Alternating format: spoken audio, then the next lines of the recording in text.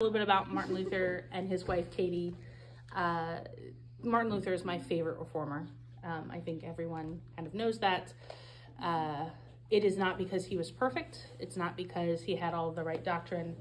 But as a young child, even before I was saved, I just thought he was like the most brave, romantic, and I don't mean it in the sense of like, oh, I'm in love with Martin Luther, but there's that thing of you just kind of romanticize what these people went through. And so when I became a Christian, I truly understood what he was standing up for and what it cost him. So once I was saved when I was 13, and then I spent a lot of time just reading the word and understanding what the Bible says, became very convicted of Reformed theology, and then I started studying church history, and Martin Luther became one of the heroes of the faith because it was not a cut and dry journey for him. It wasn't like he had a roadside salvation and then he got it all right. He had things happen to him and he went after, works-based salvation.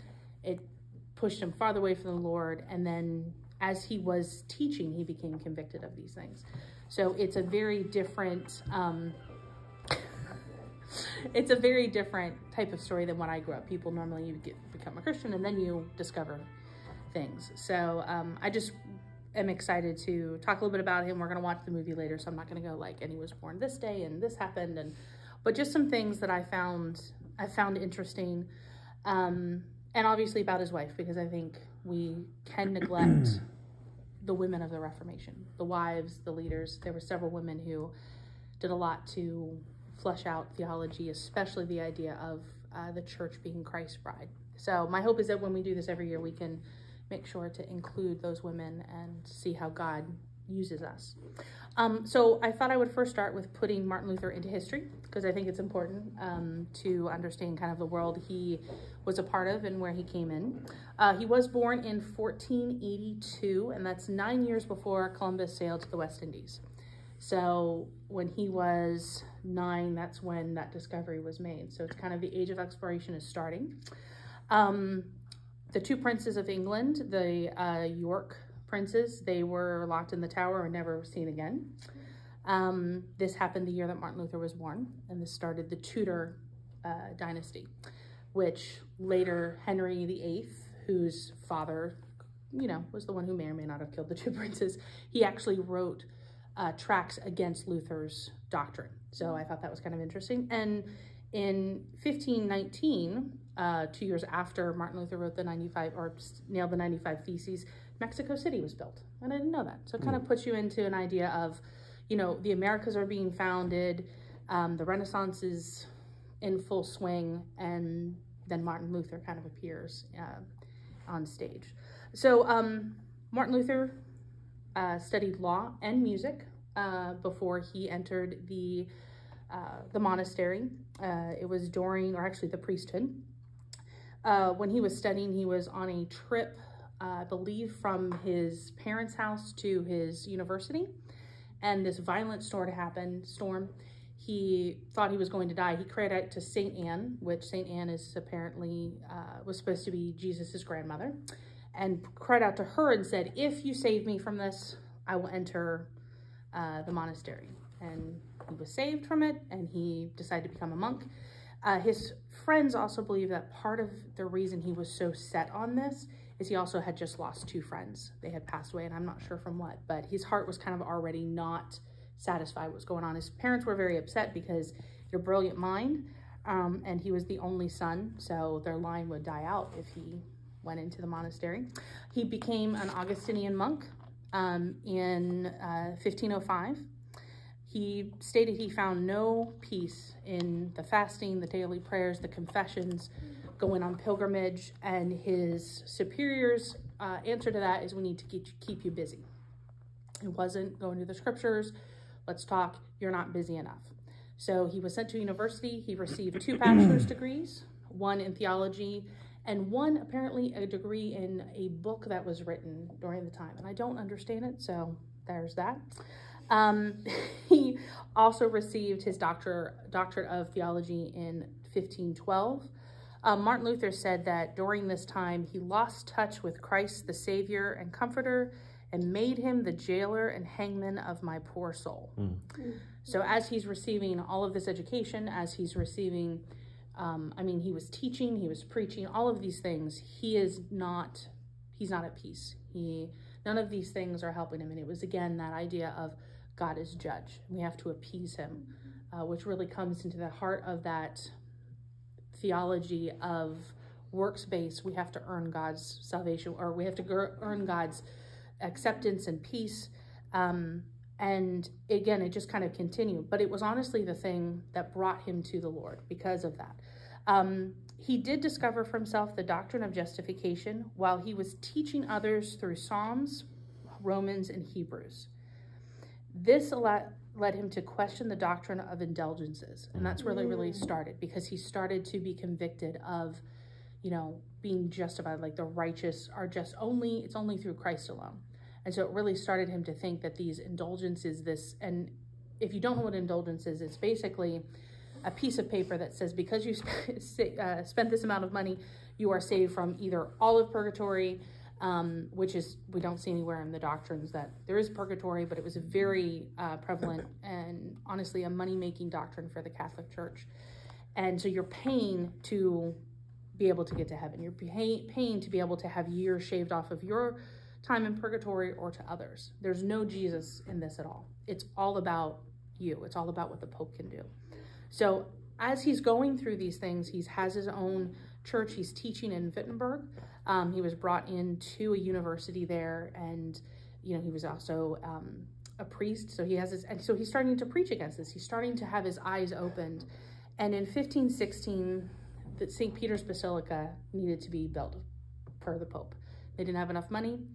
And while indulgences were sold kind of periodically, the Pope at the time, which I forgot to write his name down, it was probably a Leo, maybe a John. One of those two, take your pick. But the Pope now made it this thing where it's like, we're going to charge lots of money. We're going into other areas. A lot of times your indulgences were based on the city-state you were in or the country, and this was now coming from Rome. And a monk by the name of Nicholas Tesla was sent specifically to Germany to sell these indulgences. And it was a different type of indulgence. It was basically, you can do... Tetzel, thank you. Tetzel is like... Yeah. What? I even have it written down correctly, and I'm just renaming it, But it was a different type of indulgence. It wasn't just for a few years. It was almost like you can do whatever you want, and you're going to get off scot-free. And Luther really started preaching and writing against this particular doctrine because he knew it to be false hope for his people. It was allowing people to, again, that verse in that Paul says, should we sin more so grace and abound, and may it never be. Well, that's basically what was happening. So he wrote his 95 Theses, which I actually read for the first time, and they're pretty much all about indulgences and the idea of it's not about this piece of paper. It's not about what you're buying. It's about a relationship. So that's really what started this Reformation. So he goes on All Saints' Day. He nails it on the church. It was not written in German. It was in Latin because it was a call for people. He wanted the church leaders to debate this, but it was translated into German, and it kind of started this whole movement. He really wanted the church to return to pure faith and trust in God and his word. He had no desire to leave the Catholic Church. He wanted the church to be reformed from within. He did not want to try and create another denomination. But it became not just a spiritual movement, but it also led into how people were being treated. So it became a social and political movement as well. He didn't want to leave the priesthood. He was thinking he would be a monk. This is what we're supposed to do. But over time, his whole doctrine or thought process of monks changed. And that's what led him to end up being married himself. He was not the first monk to marry. There were several others. He was very late to it. His wife, Katie, which is someone who I think is absolutely fascinating. She herself was a nun. She had been in the nunnery since she was 3 years old. There's a lot of reasons why that could have been. They don't really know how many children her father had, but she was sent. She became a nun, like full-fledged, at 15 or 16. We don't know if that was forced or if it was her own decision. But he came to a town, Martin Luther came to a town right near where she was, and he preached his doctrines. And one of the nuns had a brother and an uncle on the outside who smuggled in Martin Luther's teaching. And from that, 13 or 14 of the nuns ended up escaping in 1523. With the help of Martin Luther, it was this whole thing. They escaped out of Katie's room into barrels of herring, disguised. So, because again, they were leaving without parents' permission. They were technically owned by the Catholic Church. Women had no rights to themselves. They had asked to be released, and all of them had parents and male relatives saying, you're not allowed to do this. And all of a sudden, Martin Luther has these 14 women now in Wittenberg. He is continuing to preach. He's doing his thing.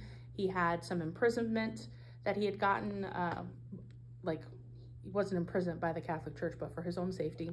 And so he's just going about his preaching and teaching. And then these 14 women show up, and there's no way to support them. So some of them went and sent into service with other families. And then he starts to try to marry them off. And Katie was someone who apparently was known for being very wise, discerning, but also a mind of her own. She was possibly engaged to a young man who then went back to his family, because she was in no way connected. Luther actually wrote to him and said, hey, if you want to marry this lady, girl, you need to come back. And he didn't. And he tried to marry off to somebody else. And she told this man, I'll either marry you or I'll marry Luther. Luther was 45 at the time, to her 26. And he was like, I'm old enough to be your father. Like, what are you doing? I have no desire to be married. And then Luther said that while he had no plans, the Lord has plunged me into marriage. And they were married the same day they were engaged, June 13th, 1525. They were not in love. We do not know any type of agreement that between them, like when it came about, because he felt, and I read this in the book over here, Katie and his Luther, which is really fantastic. He felt that what happens between two people when they decide to get married is between them and God. But we do know by 1526, Luther stated that my Katie is in all things pleasing to me, that I would not exchange my poverty for all the riches of the world. They would go on to have 6 children together. She encouraged him in his writing. She took over the finances of the house. She created a brewery to supplement his teaching income. Martin Luther took no payment for any of his writings. They had 6 children. He was always inviting people to stay with them. His students lived with them. So Katie found ways to support the family and keep things going, because when she married him, Martin Luther rarely ate 3 meals a day, and his sheets were mildewed.